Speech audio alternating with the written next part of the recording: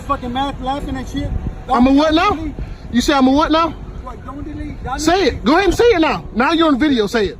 Yo, man, now you don't want to say it. You don't want to call me a nigga now. He don't want to call me a nigga now. You said listen to the what? He said listen to the Porsche monkey and go. Yeah.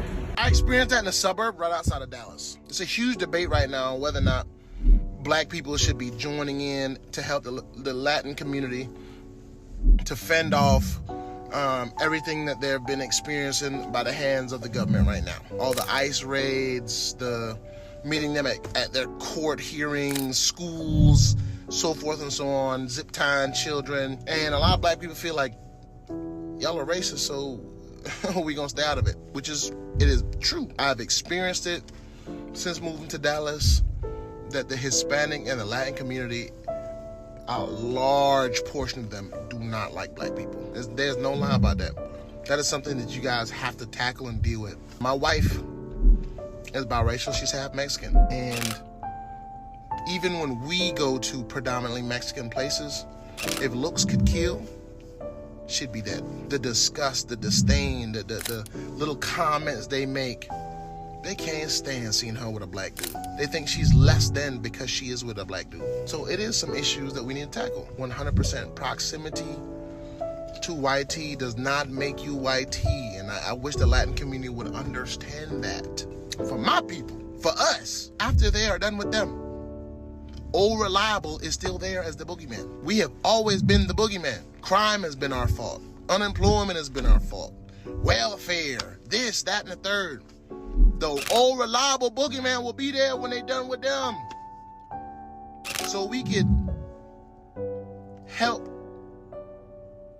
get rid of the problem now, or wait until the problem is at our door, even though it never really left our door. This young woman is about to perfectly break down why Mexicans, Hispanics, whatever you want to call them, why it's so dumb to be racist towards blacks. She breaks it down absolutely beautifully. Mexico is not a mestizo country, even though Mexicans think they are mestizo. First, what is a mestizo? Mestizo is a person of indigenous and Spanish ancestry only. If the person has any other ancestry, it could be West African, it could be French.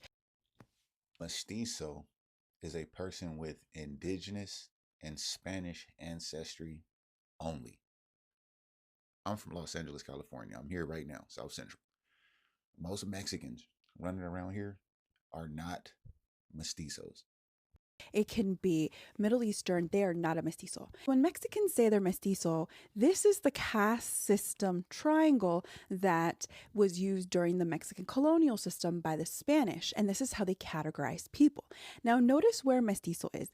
It's the third level down from peninsulares, which were the Spaniards, and criollos, which were the Spanish-born people that are Spanish heritage. So when people say they're mestizos, they're trying to tell you that they are above everyone below them, because in the Mexican colonial system, caste system, African people were at the bottom, and indigenous. Most Mexicans don't even know what a mestizo is. I promise you, they don't. People were at the bottom, and then from there you get more in between people.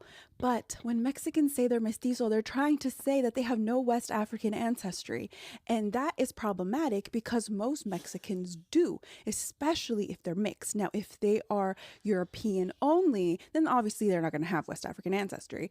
But any Mexican that is mixed, meaning mezclado, they are not mestizos. They are most likely a mixture of the three roots of Mexico, which are indigenous, Spanish. When people continue this narrative of I'm a mestizo, mestizo that, they are trying to say that they are not West African. They do not claim their West African roots.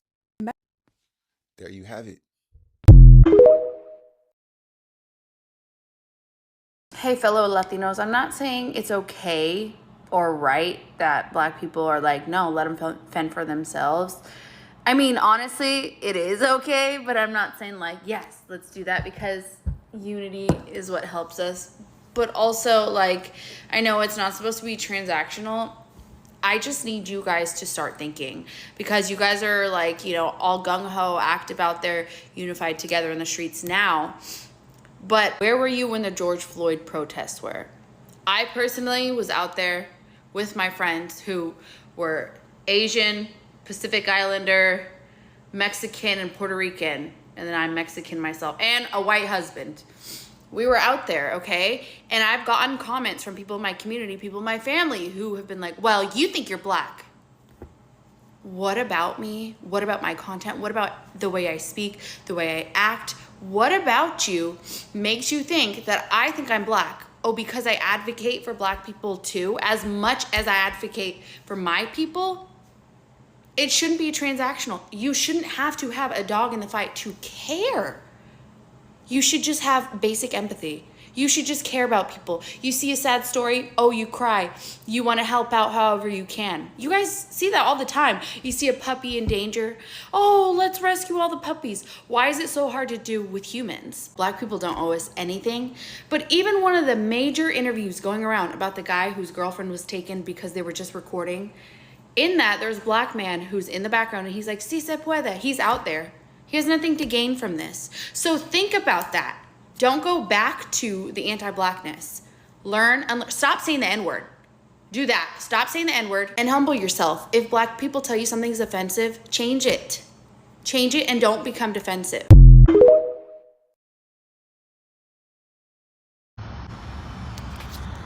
Latinos, we got a real problem. Latino communities, like, we need to have a real honest conversation right now, because we facing some of the same systematic problems and harms that the black community's been enduring for generations. Blacks have consistently pledged unity and solidarity with you. And the question is, are you prepared to make the same commitment coming into 2026?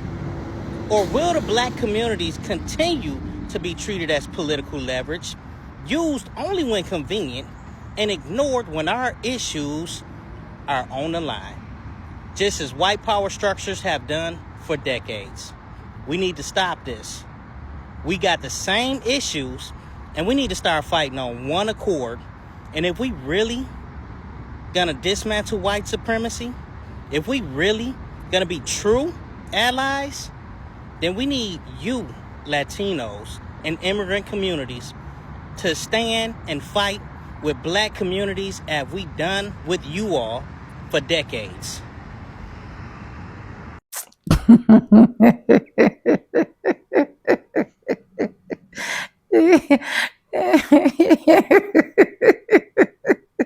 The truth is that I've always known these Asian, Mexican, Hispanics, see, people of color generally, I've always known them to not to solely strongly stand with black people, especially black Americans.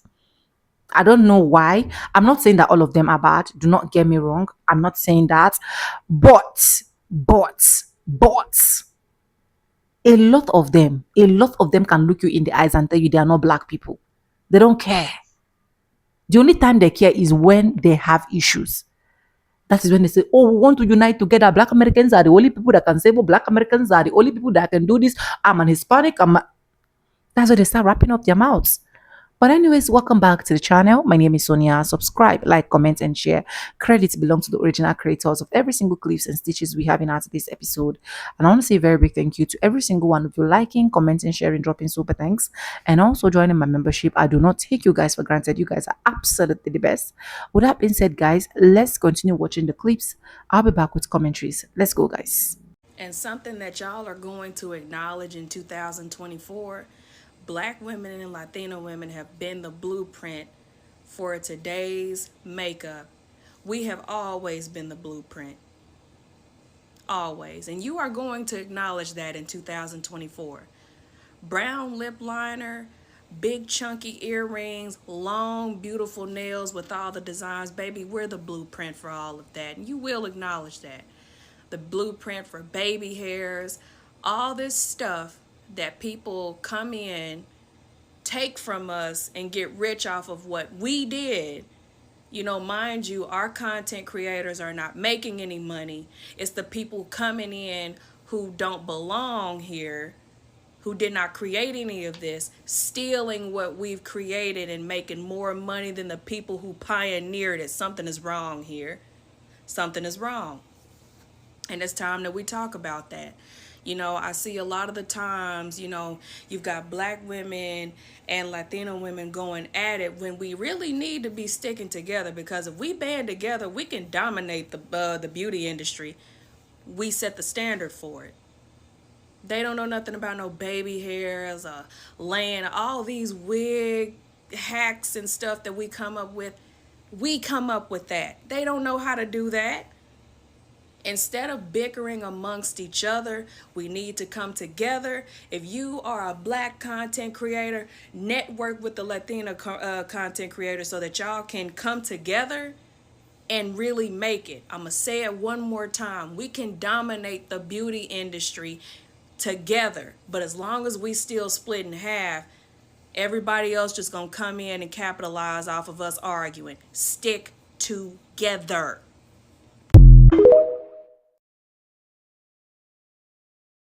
The tension between the Black and Latino community needs to stop. And we need to be the generation to stop it. Anti-blackness exists in our community. We know this. Anti-blackness also exists within the Black community itself. All communities of color struggle with this. And the reason why is what we all have in common. We were all colonized and trained to have a mindset of you versus me for survival. But that ends with us. We need to lead with unity and not division. We have to be the change we want to see. We have to stop pointing the finger in both communities and make the decision that we are going to choose to be united versus divided. I'm not going to pretend like I have all the answers, but here are examples of how you can show up differently and be the change you want to see. Number 1, share stories of solidarity. Share stories of love. Share stories of when you have experienced the Black or Latino community showing up in your spaces. We need to shift the narrative. Number 2, if your reality is division between the Black and Latino community and your goal is unity, then it is up to you to seek out examples of when the Latino and Black communities show up for one another, where they show love, where there is actual solidarity, because guess what? It exists.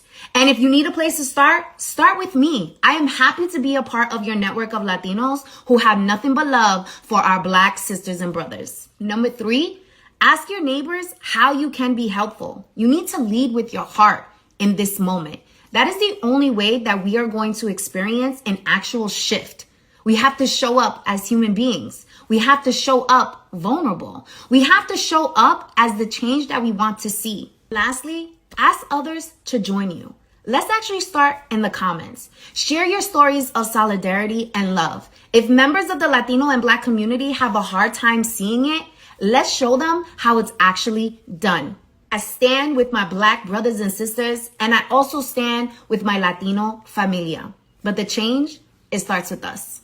I love you. You can air out your dirty laundry, or you can live your life with putrid, skid-marked calzones and be like, this is fine. In my last video, I told you about the dude in grad school who looked at me in my face and was like, you're the kind of scholar who's gonna sell out their people by airing out dirty laundry. And yes, I am. So I know you think that I forgot, but when I first launched this TikTok page, I was posting about Latinos in the US, calling it Latino Studies 101. And I said that unit number 5 was going to be about Latino anti-blackness. And guess what? We're gonna get started. So this series is gonna focus a little bit more on the relationship that Latinos have with racism, okay? Because Latinos receive it, but they also tend to sometimes be agents of racism that police the boundaries of racial hierarchy and that reinforce those boundaries. So listen, this is not about blaming each other. This is about understanding the roles that we play, because every time that we hurt each other by making fun of each other or by talking down about each other's culture, customs, when we look at people who are a different pigment than us and berate them, That is upholding white supremacy.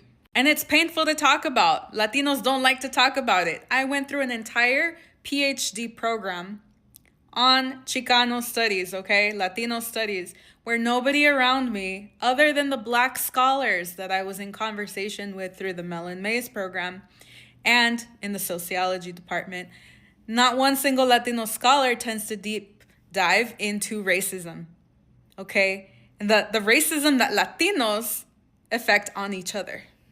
If we want liberation as a people, we cannot skip this step. So I'm going to be breaking down a couple of topics to help us understand this a little bit more clearly, even though this is TikTok and it's hard to do that. If we don't understand how racism lives inside of our communities, and I know that you know that it does because a lot of you just went to a Thanksgiving dinner yesterday where you spent time around your family and you heard them say some racist shit, okay? This is inside of our communities. It's within our language, within our beauty standards, within our institutions and the ways that they operate. It's in your tia's comments about your nephew and whether he's light-skinned or morenito. But understand this, we cannot approach liberation, we cannot show true care for our neighbors or true care for ourselves unless we grapple with what is happening, what was done in the past, and how we're gonna change that to move into the future. We're not gonna be able to build the communities that we deserve unless we break this down. So I'm gonna be starting by breaking down the concept of Latinidad. So why a label like Latino was created often within, elite academic and white spaces, and what it does when we rally around labels like those uncritically. We're going to be talking about defining colorism within and outside of Latino communities. Why? Because it shows up in how we date, what our beauty standards are, who gets cast or typecast in films and in media. We're going to be revisiting the ways that indigeneity has been essentialized by medium beige Latinos, specifically in the case of Mexico, because I'm not too familiar with the others, but if you are, please make your content. We're going to be talking about Latino anti-blackness and how it shows up in schools, in the language that people use colloquially in conversation. We're going to be talking about Afrodescendientes and why they may not use the term Latino and what you can do as an ally to be supportive of that. And finally, we're going to be talking about why allyship is the way forward and how we can work together and understand our place. Get your note apps ready. Go to the link in my bio to start looking at what books you need to buy to be read up on what we'll discuss. We're going to be reading these. Racism Without Racist by Eduardo Bonilla Silva. And we're going to be reading selections out of this, Critical Dialogues in Latinx Studies.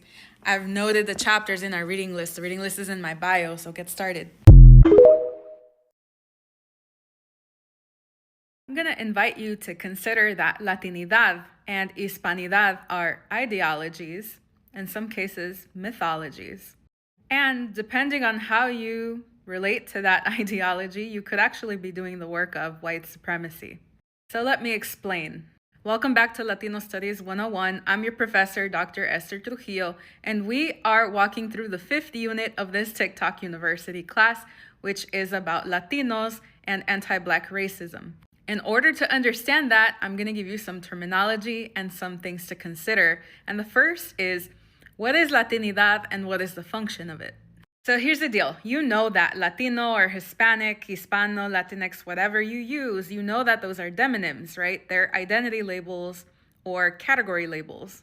So with identity labels, you can choose which ones you ascribe to, or in some cases, they're assigned to you by institutions like the census or the university telling you to pick which category you fall into. But Latinidad or Hispanidad as a concept, as an ideology, those are not just identity labels, they're mythologies. They are narratives about history that explain your origin. And these are stories that people tend to repeat over and over across generations. Latino or Latinidad is about the construction and meaning making of an ethno-racial category. The stories we tell, the histories that we choose to highlight, and more importantly, the boundaries that we enforce both as members and as non-members, to help us explain who belongs and who does not belong within the category and the mythology of Latinidad. So, who counts as Latino? That is often defined by laying out who does not fit, whose traditions are representative of Latinidad. Again, traditions and ideologies are defined by exclusion, by boundary policing. So it can be decided whose traditions do not belong and do not form this identity. Some customs may be dismissed as too Black, too indigenous, or worse, not authentic, not really Latino. And this is where the idea of pan-ethnicity gets really messy. Pan-ethnicity, or the idea of uniting many people from a similar geographic region under one identity category, is a really messy process. But it has its purposes. Sometimes it's strategic, like it was in the case of LULAC or the League of United Latin American Citizens. They used Latin American instead of their national origins in order to push for a more inclusive agenda of political representation in the United States. Even today, words like Latino, Latina, or y'all's favorite, Latinx, which if I had a quarter for every time you guys tell me, I hate that word, I would be rich right now. But even Latino has the power to build solidarity across national origins, language groups, and racial lines. So it's beautiful in theory. Because pan-ethnicity also has another feature, erasure. But what happens when you smooth all of this rich texture under one umbrella? You lose things. You lose history. You lose the specificity of challenges from different regions, different times, different people, particularly those with darker skin tones whose voices are dismissed and whose participation within the pan-ethnic group is often policed. So as we get started in this series, I want you to sit with these questions and to think about this.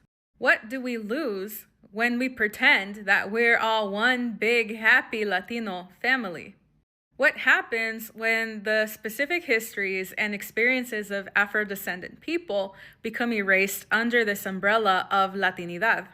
What happens when indigenous communities and their traditions are erased under the pressure of this pan-ethnic label? And as always, most importantly, who benefits from this erasure? Because the answer to that may surprise you. Whose identity becomes the default? Whose comfort gets centered and whose experiences fall to the wayside? Because if we're going to talk about anti-Black racism within Latino communities, the reality is that we have to start here. We have to start with our mythologies, with our ideologies, and the ways that they inadvertently and sometimes overtly support power systems. Ashley Gonzalez reminds us of the anti-Blackness, colorism, and racism towards Black people that exists in our communities. Not only is this about condemning the actions of Ashley Gonzalez and all of her hateful racist comments, it is about holding our friends, our family members, and other people in the community accountable. Do you know of any of your family members or friends who casually use the N-word? Are you doing anything to stop them? Are we continuing the erasure of Afro-Latinx and Black Latinx people in our communities? Are we holding ourselves accountable for the anti-Blackness and racism towards Black people that exists in Latinx, Latina communities? Are we forcing other Latinx, Latina creators to speak out against the racism clearly displayed by Ashley Gonzalez? Let's not make this about how you're not individually racist, but about the ways that anti-Blackness and racism towards Black people exists in our communities. Especially because Ashley Gonzalez was a police officer and directly affects the lives of Black people in Houston, we need to hold ourselves accountable to not allow this type of racism to exist and to condemn those in our communities who say these things. Anyways, welcome back, guys, and thank you so much for joining. Hope you guys literally enjoyed every single clip I was able to roll out for you guys. The truth is, nobody is Black American allies, in as much as you want to accept it or leave it. I don't see anything that will make anybody be like, oh, I love Black Americans so much, especially as an immigrant. Whenever it comes to the time of them backbiting you, they will definitely do that. So it takes few, okay? So don't get me wrong. I'm not saying that we don't have other good Hispanics, Latinos, Asian people that are not friends with Black Americans or are not allied with Black Americans. But over time, we have been able to see that the result has always been more bad than good. And that is just the honest truth. We can't even overemphasize that. We can't even overstretch that. We can't even say that we don't know what is happening in the society. You know, the only time these people have issues, that is when they want Black American solidarity. That is when they want to be telling you, reminding you as a Black American that, oh, we are one. Oh, we have to love each other. Oh, we have to do this. Oh, we have to do that. Why, in real terms, when they are supposed to literally stand in solidarity with Black American, it becomes a whole lot. You can see, coming from a Latino woman, how she was also able to explain to us a lot of reasons why these people can never see us as one. See, a lot of them think that they are white. They think that their skin is automatically white. They think that they cannot associate with black people, even if you call them people of color. They don't have anything to do with black people. A lot of them can boldly even tell you to your face as a black person that they are literally not black. And you see, that is why I don't really blame Black Americans when Black Americans will literally come up here to tell them too that we are the only blacks. Do you get? They get angry when Black Americans say that, but that is just the true reality. You don't want to identify with a black skin color. You don't want them to see you as black. You don't want them to call you black. You don't want anything to associate with black. Why do you think I cannot favor you sugarcoat words so that it can actually fit your narratives? Just few of them understand this thing called racism. Just few of them understand this thing called anti-blackness. Just few of them understand that every single person that puts in the work, the effort for them to be here today in America is as a result of Black Americans. And that is why you can see a lot of them holding up to their chest, opening their eyes wide, look into your eyes, and tell you as a black person that you do not have culture. You don't even know where you come from. You don't even have an identity. You can imagine a Latino woman, okay, an Hispanic woman in a podcast open her mouth wide to said, oh, she don't want to talk to Black American person. Just because you're in a podcast and a Black American person want to talk. She said, I don't want to talk to you because you don't have identity. I don't want to talk to people that don't have identity. I don't want to talk to people that don't have culture. And at the end of the day, these are the same people that you want to go and stand for. These are the same people that you want to go and fight for. These are the same people that you want to go along and do whatsoever you want to do. This is my just unopinionistic opinion. I'm not saying that they are not good ones. I'll keep saying it. In as much as 90.9% of them are bad, we still have at least those 1% that understand the struggles of Black Americans, that understand where Black Americans are coming from, that understand what Black Americans have literally been through. So if you want to still be friends, if you want to still be in a relationship, you want to still go marry a Latino, Hispanic, Mexican person, I'm not saying you should not do that as a Black person. But if you're doing anything, you tread with caution, because when time comes, don't call us. Don't dare call us. You have to know that you are going to be enjoying what you have literally created. And for the 1% of them that are good, when you see them, please appreciate them, because that is what I do. If I see you and I know the kind of person that you are, I need to appreciate you, because some of them understood the struggles. Some of them knew that if not for their sake, they wouldn't have been in America. Only for few that do not, and we're not going to be rubbing that on all of them. But anyways, let me know what you think in the comment section. Credits to the original creators of every single clips and stitches we have in our today's episode. I want to say a very big thank you to every single one of you liking, commenting, sharing, dropping super thanks, and also joining my membership. I do not take you guys for granted. You guys are absolutely the best. And yes, guys, with that being said, with no further ado, like I always say in my videos, I'm going to be seeing back, and I'll see you guys in my next one. Let me know what you think in the comment section. I love you guys. Mwah.